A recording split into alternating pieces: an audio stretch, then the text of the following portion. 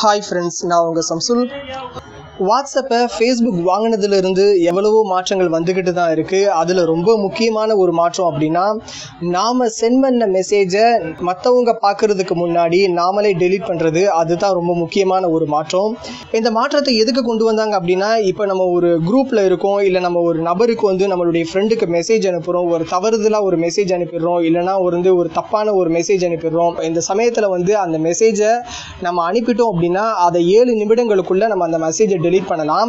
So இதுக்கு நம்ம என்ன செய்யணும் அப்படின்னா, வாட்ஸ்அப்புடைய நியூ வெர்ஷனை டவுன்லோட் பண்ணணும். டவுன்லோட் பண்ணி நம்ம மெசேஜ் அனுப்புனதுக்கு பின்னாடி அந்த இடத்துல மொத்தம் 3 ஆப்ஷன் இருக்கும். ஒன்று delete for me, second cancel, மூணாவது டெலீட்டட் ஃபார் எவ்ரி ஒன்.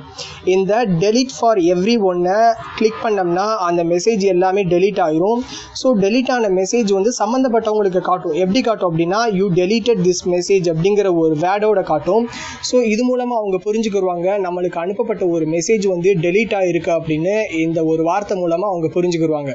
இது போன்ற சமூக நிகழ்வுகளை தெரிந்து கொள்ள லைக் பண்ணுங்க, ஷேர் பண்ணுங்க, கீழே கமெண்ட் பாக்ஸில் கமெண்ட் பண்ணுங்க. மறக்காம சப்ஸ்கிரைப் பட்டனை பிரஸ் பண்ணி பக்கத்தில் இருக்க பெல் பட்டனை பிரஸ் பண்ணிடுங்க.